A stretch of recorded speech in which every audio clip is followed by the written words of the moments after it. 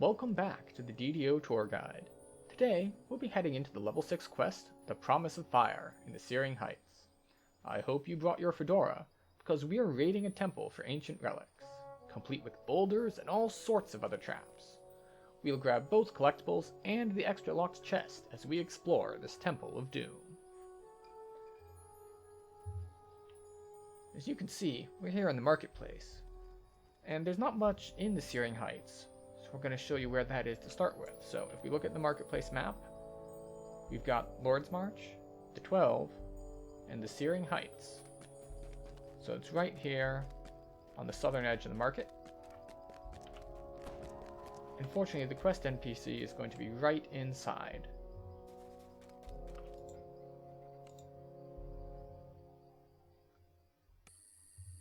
You can see she's right here. The Relic Hunter, Lady Sarah James. Ah, good, an adventurer. That's what I like about Stormreach. Someone brave and reckless is never too far away. My name is Lady Sarah James. I am a distinguished lecturer of Austral Archaeology at Moorgrave University in Sharn, which is a roundabout way of saying I hunt relics. Right now, I'm looking for a particular relic of the Solitar Drow who live in the Searing Heights. You are familiar with them, yes? It's a dangerous situation, however, which is why I require the assistance of an adventurer.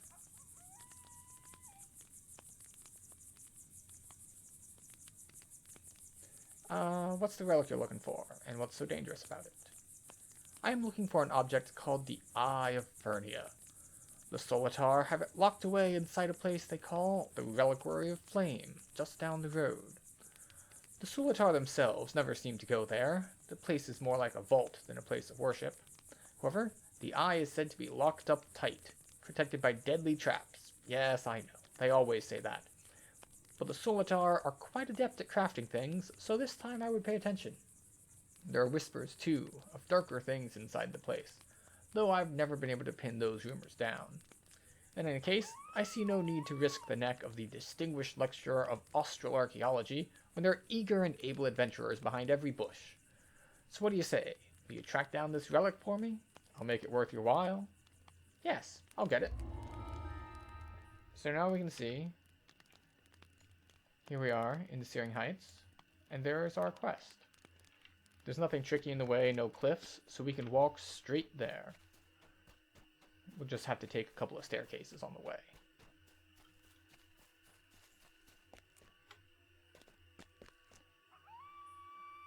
Now, of note, the traps in here are not disarmable, so whether you have a rogue or not, you will still have to get past them. Oh, they seem to be attacking me from behind, but that's okay. They can't catch us.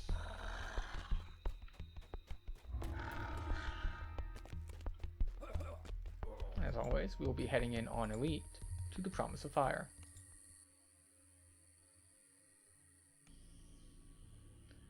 And here we are. So you can see we've got a branching path. So we're going to come around to here first, so we can see what we need to unlock. The artifact that Lady Sarah James sent you to find is somewhere within this ancient Solitar reliquary. She's warned you that the precious item is well protected by traps and threats. We've got some spiders, but it's nothing to worry about. Now, a note on traps. Spike trap there. Lots of guys who ambush, which is fine. An inscription on the tablet between the two empty sockets reads, "You must first walk the paths of the sword and of the scorpion. Do so, and the path of flame will lead you to the vault." As before, another spike trap. So we will walk the sword path first. Pulling that lever opens up the gate on this side. The large inscription above the gateway reads, "Solitar must be strong, quick, and careful. Unseen dangers await. Weaklings beware."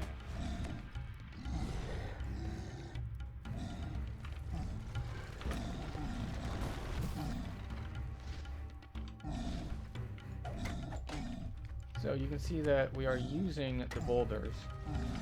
Or, well, he didn't get up in time to hit him with the second one. But we used the first boulder and hit him and knock him down to make that fight a little bit easier on us. And of course, we want to not get hit by boulders, so we will move out of the way.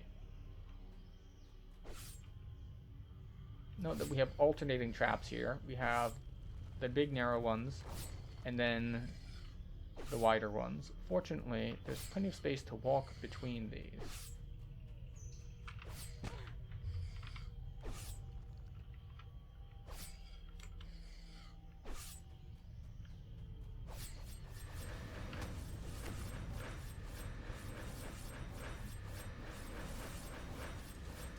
Now, as you can see, these come down in a fixed order, so you can time that. Also, the fire. There's decent breaks between each breath, so we can walk through those pretty easily. You can see that the first one comes down first, so as soon as that one passes, we can walk through that. More fire. And as you can see, there's a high ground and a low ground, and it alternates which one it's shooting at. So you can see high ground is getting shot at now, which means high ground is now safe. Low ground got shot, which means low ground's now safe, as I accidentally climb up top. Okay. So we're going to grab this crest.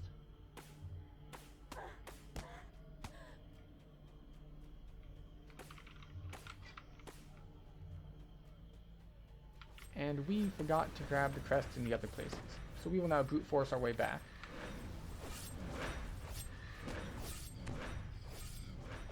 Okay, we got everything we needed.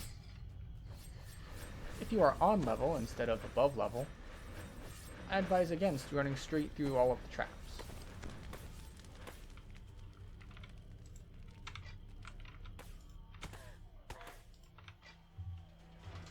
There we go. And we get the crest of the sword, and our first collectible.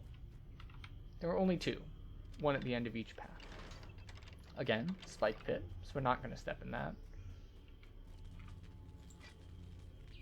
Now we'll go for the scorpion socket. Once again, we'll get ambushed, and once again, the gate opens. Gate is a large inscription that reads, "The Volkurian traitors are both numerous and dangerous. The only way to destroy their heresy is to do it in their homes."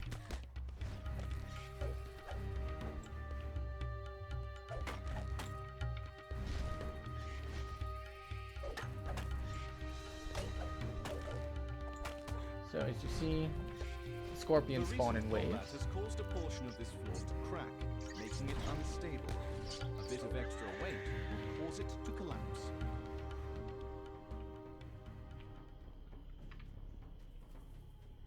The large Scorro statue suddenly jumps to life and attacks. Note that he's not going to be able to die The here. damage done to this Scorro statue should be enough to destroy it, yet it somehow remains standing. There must be another way to defeat it. You need to bring it over here before it'll die. And it died from the aura. That is our second and final collectible. The other crest. Now we can open the lever to get back to where we had those two sockets.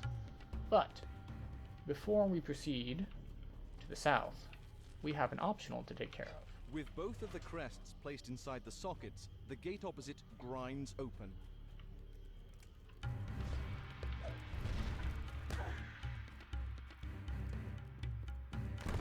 Oh no, I fell down. So here we are in a more underground portion. You'll see that we have puzzle wheels, and you can see the glint of a hint over there in the wall. So the red needs to be an X.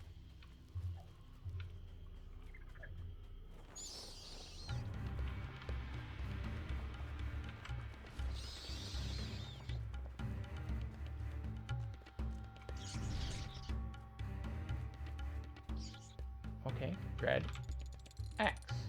That one's complete. Take out these guys and oh, there's yellow. Yellow needs to be this blue diamond.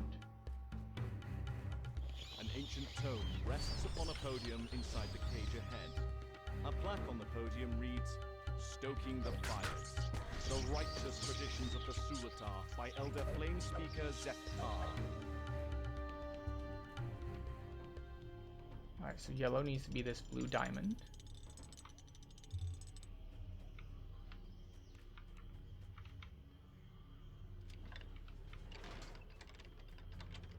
Oh. Oh, look, a chest. Now, normally this would be a suspicious chest, but it is actually not trapped. But it is locked. So as long as you have someone who can pick, knock, or bash it, it's just some free random generated loot.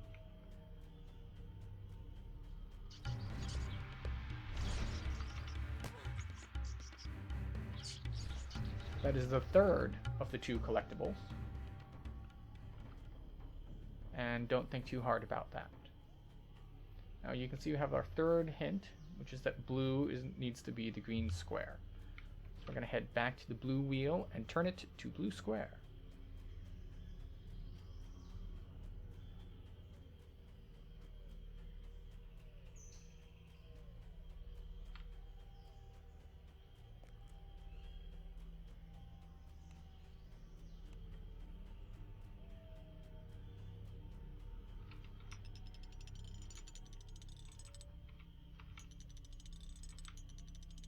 The grinding of gears and the scraping of metal echo throughout the Undercroft.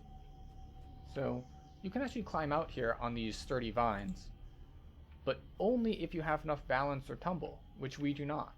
So we will be taking the other way out after we complete our optional.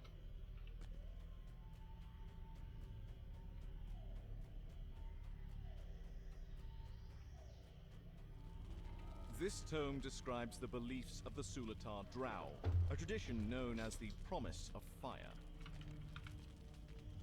An ancient tome, preserved through magical means, rests on the altar. The title of the tome reads, Stoking the Fires, Religious Traditions of the Sulatar, by Elder Flamespeaker Zethkar. It rests open at an index of sorts. Right? We will start with the chapter about the tenets of the Promise of Fire. Long ago, our masters spoke of a promised land, a land that those of us who obeyed would be permitted to enter. The elect would pass beyond this world and enter a land of eternal flame that embraces the worthy with warmth everlasting. This promise of fire forms the core of our beliefs, along with reverence for the traditions of our fire giant masters. Right? Chapter about the history of the Sulatar Drow. During the Age of Giants, the Drow served the fire giants. During the battle between the giants and the dragons, some Drow rebelled against our masters, some ran, and some remained true. Those who fought became the Volkurim, scorpion-worshipping followers of Volkur. Those who ran became the Umbragen, subterranean users of forgotten magics. Finally, the loyal Drow who stood with the giants became known as the Sulatar, the Firebinders. And finally, we will read the chapter about rites and ceremonies of the Promise of Fire. All Sulatar are taught to wield two-handed blades, and have rudimentary control of flame. Additionally, all Sulatar use their control of flames to create a tattoo on themselves that grants divine protection to the followers of the Promise. Our more senior Sulatar learn to bind fire elementals to their will, even without study of the other arcane arts. And that finishes our optional, so we will now proceed with the main quest. But first, we have to get out of this hole. Fortunately, The roof above this pile of rubble rumbles and collapses. it is right here in the beginning.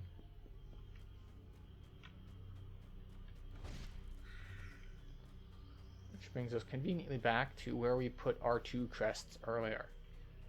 So we're going to head south and look at this puzzle. Now let's see if we can see the future through this door. So you can see that this next room... Just like the previous two paths, a large inscription awaits above this door. It reads, "Walk within the light and you shall be saved. Stray from the path and doom eternal awaits you. So you can see that the next room's floor has this big patches of black and red. And you can see that this puzzle has big patches of black and red. So what we want to do is light up as much of this puzzle as possible. But specifically, we want to make sure to light up the sides for reasons that will become clear in a moment. Alright, now unfortunately we won't be able to light these three, because if I send the light down in here, it's never going to get through. So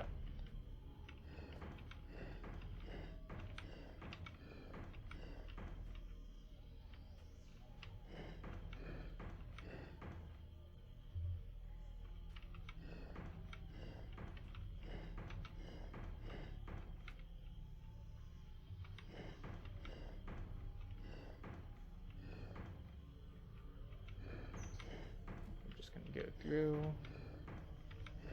and light them up.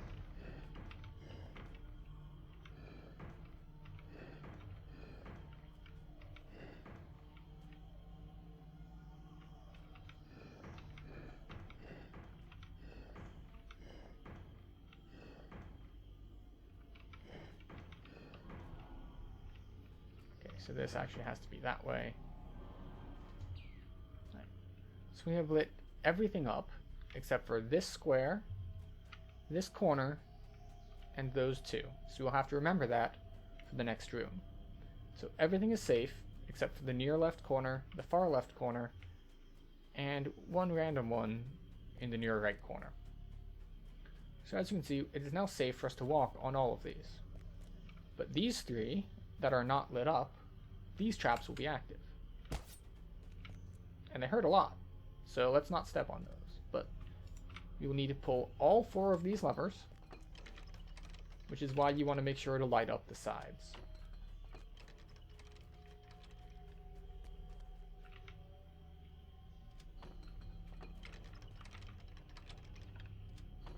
The final crystal activates, and the gateway grinds open. The path beyond must lead to the vault.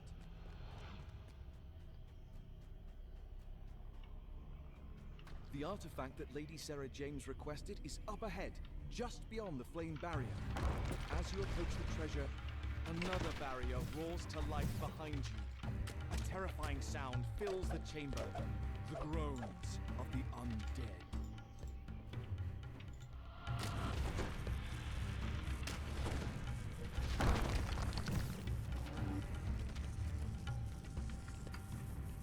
Now you'll note that the final boss is a mummy. And what that means is that if he gets to you, he will put mummy rot on you. The last of the Guardians crumbles to dust, and the flame barriers dissipate. The only thing left to do is to grab the relic. Remember, to get rid of mummy rot, you will need to first remove curse, then remove disease. Which means if you're an arcane caster who has remove curse, you can just carry remove disease pots, so you can cast the curse and remove the disease. Or if you are the other way around and you have cure disease, but you don't have remove curse, then you can carry remove curse pots, and you can drink a pot and then cast your cure disease. But let us check our loot. Standard loot, no named gear. And we will grab the Eye of Furnia. A sphere of swirling flames floats above the altar. This matches the description of the Sulatar artifact you've come to recover. Carefully take it. With the Eye of Furnia retrieved, you can now return to Lady Sarah James and fulfill your contract. Alright. So we will recall out and we will see what Lady Sarah James has to say.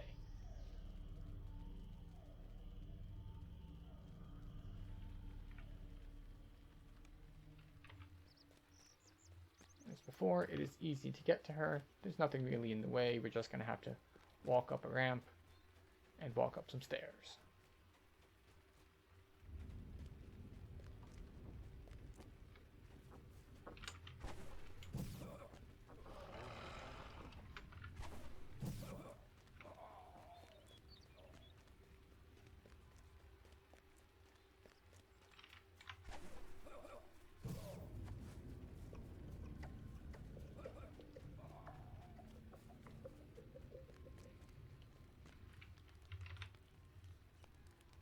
Ah, so this is the Eye of Fernia.